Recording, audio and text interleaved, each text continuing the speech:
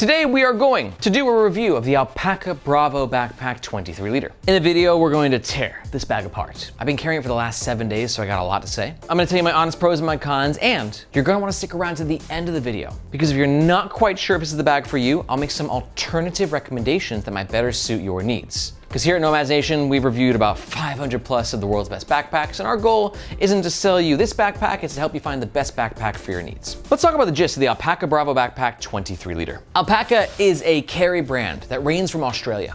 It's got some Chinese roots as well. But they're known for making really great and affordable everyday carry and sometimes travel gear, but their niche is a bit more in the EDC side of things for now. And I gotta admit, I've reviewed so many Alpaka bags, can't even keep track anymore. And I was really excited about this one because it's a little bit different. It's bringing some new things to the table, and I really enjoyed my experience with it, minus a few things. Let's talk about the bag's top features. We've got a shape that's actually a little bit wider than your typical 20 liter EDC. 2 water bottle pockets, a front admin compartment, a larger main compartment with a bit of organization and a laptop sleeve, and then a very well padded and ventilated harness system with a luggage pass-through holder that allows you to carry the bag vertically on your suitcase. As of recording, the Bravo backpack comes in 1 color option. Now, like I said, the dimensions are a little bit, they're interesting. We've got a fully packed out width of around 14 inches, which normally on a bag this size, it's like 12 to 13, and that extra inch does go a long way. We've got a height of 18 inches and a depth of around 6 inches. I didn't feel like the bag was too heavy when I was wearing it. I'd say it's like, I don't know, 2.2 pounds, that's my guess. A bit heavier, we're at 2.5 pounds on scale number 1 and 2.6 pounds on scale number 2. I was close. This is the Alpaka Bravo backpack when it's empty, and this is the bag when it's fully packed out and worn on the Nomads Nation team. For reference, I'm 5'8", and our media manager Margaret is 5'2". And yes, we're gonna pack out the bag throughout the entire review so you can see exactly what it fits. All Alpaka bags are covered by their lifetime warranty against manufacturing defects. And for all that, this bag currently runs around $160 US. And if at any point in this review you're thinking to yourself, damn, I'm with you, Aaron. That bag's not perfect, but it's really good. I'm gonna get one. And if you're gonna make a purchase, we highly suggest that you do so using the first link in the description below. Reason being, that link makes sure that you get the best price, and we oftentimes have discount codes. That link also helps to support the Nomads Nation YouTube channel and team so we can keep making the best bag reviews on the web. Thank you very much. Okay, let's talk about the front of the Alpaka Bravo Backpack 23 liter. One thing you got to love about Alpaka is how subtle their branding is. No huge logo, just got this little black on black tag right there, which is made with some sort of hypalon, looks premium, and most importantly, it's discreet and out of the way. And another thing that I love about this bag is that sort of discreetness that it has. It's not very flashy, but it doesn't look like a cheap bag. It's kind of like in that middle zone that I personally love, where it's like, you know, I want something nice, but I'm also not trying to draw attention to myself. But I'm curious, like, do you agree with me? Margaret, what do you think about the aesthetic of the bag? Do you think it's in the middle, or does it look cheaper?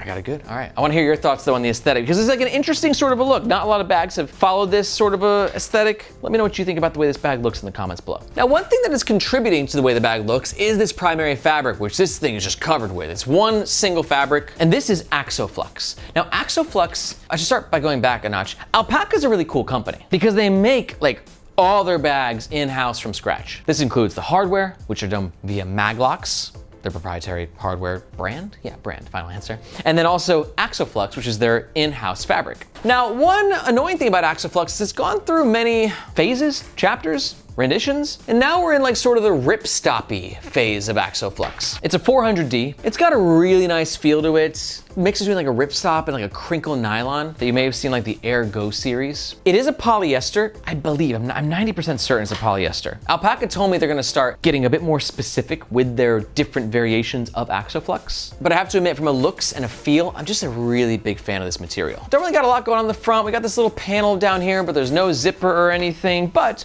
we do have the admin compartment right here. Now, this compartment is accessible with PU coated zippers, which are indeed YKK. I take back what I said. Alpaka doesn't make their zippers. They still use YKK zips. And I have to admit, I personally love this design where you have like the zipper cutting in here and the zipper there. I just think it's a really beautiful bag. But one thing to note about PU coated zippers is they might not always stay beautiful. Even YKK, who makes the best zippers, their polyurethane coating can be prone to peeling over time. There's no guarantee if it will or if it will not happen, but it's a possibility, especially with more exposure to sunlight. Also, Alpaka's got some new zipper pullers, which I love. I'm not gonna talk about too in detail with these because they switch out their zipper pullers a lot, but I'm a big fan. You got like these cords with this little metal piece right here. Margaret doesn't like it though. She thinks it looks like a toy, like a spinner or something. I think they're cool. Now getting inside, we got this half moon opening, and you can see the pocket runs basically all the way to the bottom right here. And inside we have a zippered mesh pocket on the opening panel, 2 larger lining pockets, 2 pen lining pockets, and a key leash, which I think is missing the hardware. There probably should be a magnetic component here, which either Lost or Alpaka didn't include. Sometimes they give us like early versions of bags. So I'm 99% sure there should be a magnetic piece of hardware connected to this. But anyways, great spot for your keys. I like this pocket for its simplicity. A lot of admin compartments have like many pockets. 4, 5 here, final answer. So let's pack it out so you can get a good idea of what it fits. We're gonna test it out by showing you how it fits smaller stuff and larger stuff. Ooh, also need pens. Go ahead and slide these into this pocket. I think 2 pen pockets is more than adequate, and I'm an avid journaler. The lining pockets, we can throw our hard shell sunglass case there. We're gonna do my wallet in the other pocket. Attach the keys to the key leash. It's a pretty decent spot for your key. Okay, it's actually not. It's actually one gripe that I have about this bag. Is as I was using it, there's sort of a lack of quick access, right? So you got these 2 pockets that are accessible via the top, but not a lot of like swinging accessibility, which minus 1 pocket, which we'll talk about 2 sections from now, which is all fine and dandy, except when it comes to your keys. Like there's just no quick access for those keys. But let me know, like, is that a deal breaker for you? Do you wish that this bag had a bit more quick access?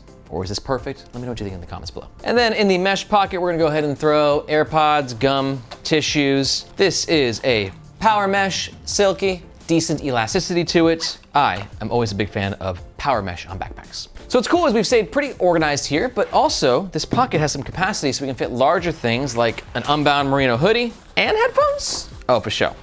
Now, what we can fit in the front compartment is going to depend on what we're fitting in the main compartment, but more or less, it's quite versatile in its capacity. And I think we can actually transition now. Let's talk about the middle of the Alpaka Bravo Backpack 23 liter. Now we're gonna talk about these 2 water bottle pockets in a second, because I wanted to kind of riff a bit more about this main compartment, because there's good things and bad things with it. The zippers stop right here at these water bottle pockets, so you're not getting that full clamshell style opening. Now, when this front pocket is not packed out with something larger, it's quite nice because it really flaps open. It's sort of like a butler, just like, here you are, sir, your tea is ready. But as you can see, when you have the bag more loaded out, this pocket is not going into butler mode. It's going into go f yourself mode. So I will say when I was using the bag, I put my headphones at the bottom of the front pocket, and that gave me a bit more access. But the best access is if you just keep stuff from the top, and then you're getting the full butler experience. I'm a little bittersweet with the word Butler because I'm a Miami Heat fan, and Joey Butler just forced his way out of Miami with a vicious trade request. It wasn't even a request. That's neither here or there now.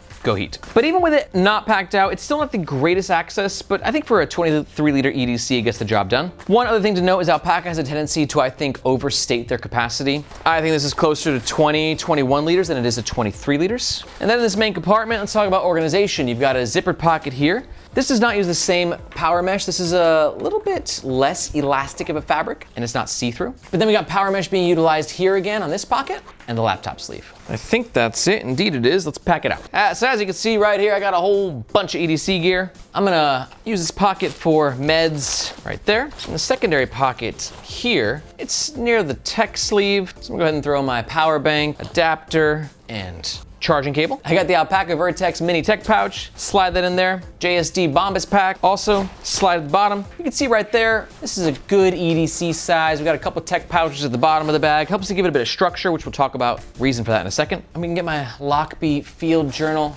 sliding in there as well. Let's talk laptops. My 13-inch MacBook Pro fits quite nicely and plenty of room to spare. There's not a crazy false bottom on this thing. We've got a little bit of a elevation going on, but not by much. But overall, it's a solid laptop sleeve. Protection here, really great protection on the back panel. Let's do a couple more laptop tests. 16-inch MacBook Pro cutout. Oh yeah, you can see we got a lot of depth going on here. So much that I think we'll get a 17-incher in there. This is our Asus VivoBook, which absolutely fits as well. But one thing to note is access to this laptop can be a little annoying, right? Because you can see right here, we got this panel, which actually covers the laptop. So when this bag is fully packed out, right? You got my hoodie right here. Just getting this laptop can be a bit cumbersome. It's not the end of the world. You just gotta get the panel out of the way, lift it up, put it back in. For some people, it's a deal breaker. For me, I got used to it. So now that we've fully packed out the main compartment, this admin front area, a little bit tighter, but I can still get my overhead headphones in there. Very nice. Now let's talk about the side pockets, which are ideal for water bottles. Now, You can also fit an umbrella in here, right? Nice access, great for city dwellers like myself. I live in Hong Kong. You always want an umbrella on hand for those spur of the moment rainy days. But one thing to know is like the fabrics being utilized on this water bottle holder don't give it a lot of capacity. This is the Axoflux material, and this is not really stretchy. Not really at all. So it means when the bag is fully packed out, shoving things into this water bottle holder are challenging, which means it's going to be eating a bit more into the main compartment. But as you can see, we still got the 24-ounce Columbia in there, but a 1-liter Yeti, I feel less excited about. Okay, still works. This material is nice though because it's not gonna stretch and lose its elasticity and look like crap over time. But because it's not stretchy, it is gonna fight for space with the main compartment a bit, so something to keep in mind. Now, the last note about the middle of this bag is whether or not it's a self-stander, which in my opinion, it definitely is. Now, I'm actually quite curious because I'm realizing as self-standing bags are getting more and more popular, so then does this definition of a self-standing bag become more and more vague. See, with this bag, we've got a flat bottom, which means it should in theory self-stand, but it's gonna vary on how it's packed out. And keep in mind, this fabric is very loose, very malleable, much lighter, but it means that it's not gonna be like an old school nomadic bag where it's like 5 pounds, but it's like made out of concrete and it stands like ox. This bag, it's gonna vary on how you pack it out and sort of what angle it's being grounded at. But I can't hold that against the bag. I mean, it's got the flat bottom. I mean, I feel like it depends on the way you pack it out, but I wanna hear what you think about self-standing bags. Margaret, is this a self-standing bag? Margaret says it's self-standing. I say it's self-standing. Do you say it's self-standing? Let me know in the comments below. All right, moving on, let's talk about the back of the Alpaka Bravo Backpack 23 liter. Top handle, big fan. Really nice nylon webbing, really nice room for activities, easy to grip, it's a good handle. Now, before we move out of the comfort, let's talk about the one quick access pocket that we have right here. I like this quick access pocket. It's deep, right? So it actually, the dimensions are from here to here, all the way down. And that's great because typically you're gonna throw a wallet in this pocket. Let me take my wallet out of here and then put it in here. And this size makes it significantly easier to access. It's not like a little teeny tiny one. I've seen some small back wallet pockets where it's like difficult to get your hand in. But for this back wallet pocket, we got 8+ inches, so easy to grab while still being concealed by this panel right here, giving you a bit of extra security. Now, I also think this bag would be a phenomenal travel companion. This is our Air carry-on suitcase, and you can see with the luggage pass-through integration, it allows you to carry your bag standing upright. This is a great luggage pass-through holder. It gives you just the right amount of looseness to ensure that you can actually slide your bag over the handle. And you can see it looks super smart on the suitcase. Got the 2 vertical access points. Overall, this should be a fantastic travel companion. Now, for the comfort of this bag, I thought it was interesting.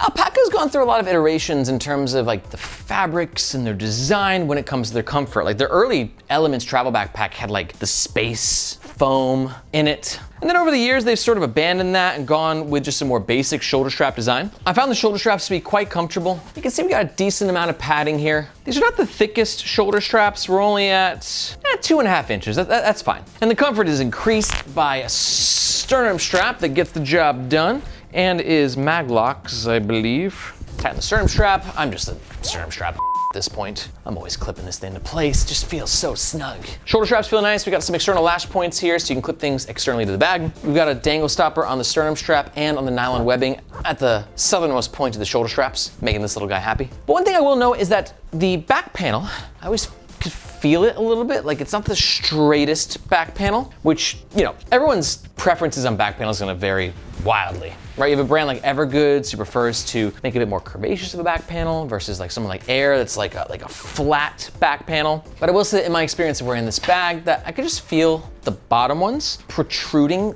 millimeters more than the top back panel paddings, which is not uncomfortable, but just noticeable. But that could honestly vary from bag to bag, and it will vary in regards to preference from person to person. And overall, if you really like this review, then I might have some bad news for you, or some good news. You could be a bag nerd, which if so, don't worry, welcome to the club. You're in good company. And if that's the case, I feel a responsibility to tell you that here at Nomads Nation, we don't just do epic bag reviews on our YouTube channel, but we also have the Nomads Nation newsletter. And in that newsletter, you can look at it as your HQ for the world's best EDC and travel gear. So if you want to keep your finger on the pulse for what's happening in the world of bags, EDC gear, you want epic tips and hacks, and to know when all the newest drops are happening and get access to our discount codes and giveaways, then you're definitely gonna wanna sign up to the Nomads Nation newsletter. Send it out a couple times a week. We're really proud of it. And if you wanna be a part of that, just go ahead and look for this globe emoji in the description below. I hope to see you in your inbox. Okay, let's talk about the overall pros and the cons of the Alpaka Bravo Backpack 23 liter. Pro number 1, super clean aesthetic. Pro number 2 is a super simple user experience. And pro number 3 is the fact that the bag self-stands moderately well.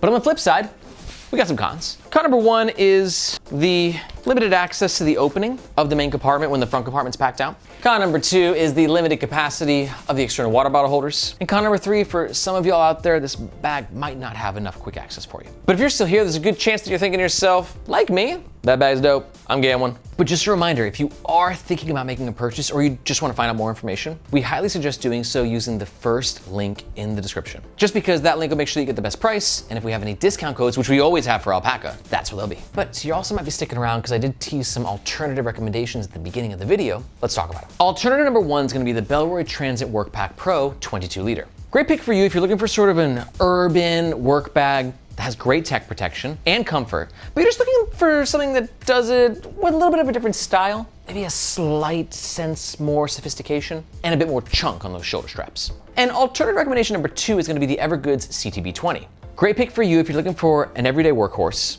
that can also do, outdoorsy stuff really freaking well and has a ton of capacity in those dual side water bottle holders. Honestly, both bags are pretty iconic in this carry community at this point in time. I love all 3 bags. But to learn more about these 2, just go ahead and watch these videos right here. If you got any questions about any bags, be sure to let me know in the comments below. Thank you so much for watching. My name is Aaron, this is Nomads Nation, and we'll catch you next time.